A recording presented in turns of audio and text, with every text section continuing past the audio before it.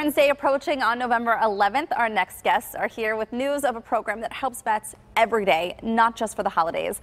The Veterans Leadership Program offers vets and their families a wide range of support and housing services across Western Pennsylvania. It's dedicated to helping any vet who walks through their door. Here to tell us of what they do and how they do it are CEO Ben Stahl and CDO Toshua Jarrett. Good morning to both of you. Good morning. It really is amazing what you guys are able to offer to the veterans. So for people at home who aren't familiar, tell us about the Veterans Leadership Program. Yeah, so Veterans Leadership Program has been a part of the community of Western Pennsylvania for almost 40 years now, founded in 1982. And our mission is to empower veterans to navigate the transitions of life. And we do that by offering a variety of supportive services and resources to empower the veterans. Okay. So, and Toshua, this is year-round that you welcome these veterans through your door. Yes, ma'am. So not just for Veterans Day, but do you have anything specific programs that you offer for Veterans Day? We do. So we have our 20th annual Veterans Day breakfast, which will be hosted at Duquesne University, where we'll have over 600 veterans and community members come to the breakfast, ranging from World War II veterans all the way up to Iraq and Afghanistan.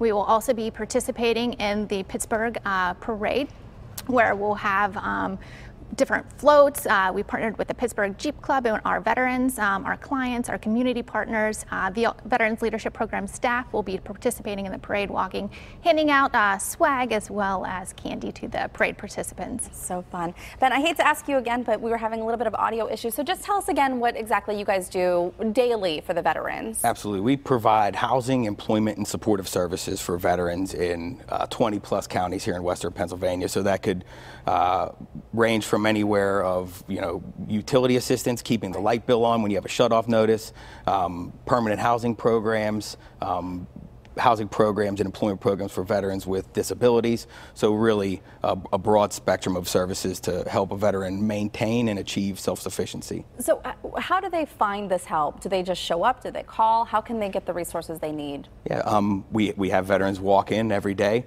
We are a member of the continuum of care through Allegheny County. So if you call the Allegheny County link and you identify yourselves as a veteran and you identify a need that we're able to fill, we get referrals that way. We're a member of the PA Serves Veterans Network, so you identify that you need this need through that. It comes to us, and through our website and through grassroots outreach, going to events and veterans veterans clubs, anything we could do to let veterans know that we're here to support them. So as many people as you can pull in. So how many people do you guys help every year? In 2017, we served 2,972 veterans in our 20-county service delivery area. So I know with a lot of first responders, a lot of veterans, one thing that they have is that pride, and they're very brave. They have a lot of that, but oftentimes they're maybe a little reluctant to get the help that they need. So do you sometimes have to encourage them to come in? Is there any kind of reluctancy ever that you find with them? Absolutely. Pride is one of the biggest things to overcome, and with that, it's if a veteran's going to put their trust and swallow that to seek help, we have to do it right the first time, or they might not come back again. Right. So we certainly have a rapport. I'm a veteran, Tosh was a veteran, so we established that and really just try to speak to the individual, and then we're able to address those needs. And tell us about some of the activities that you get involved with, the hikes, the biking, things like that.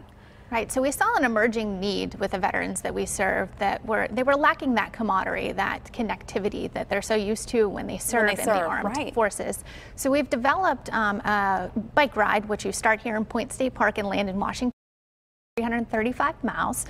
You can either pick a 4-day or a 3-day option, and we've seen that this has brought together not only the veterans that participate, but the civilians and the community partners. It has brought everyone together to really capitalize on what our Veterans Leadership Program.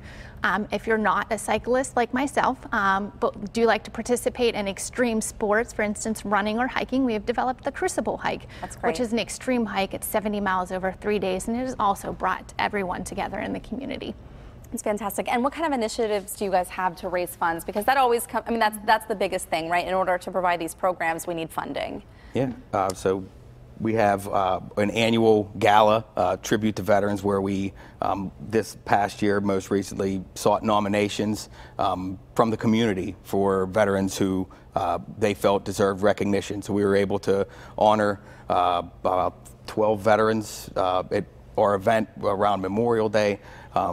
We were able to have successfully raised funds with crowdsourced fundraising for the bike ride and the Crucible. People sponsor hikers, and it's not a per mile, but people fundraise on their social media sites, and it's really it really gives you pause. Adds to the sense of community. Yeah. Thank you guys so much for coming in and for everything you do every day for the veterans that serve us so proudly.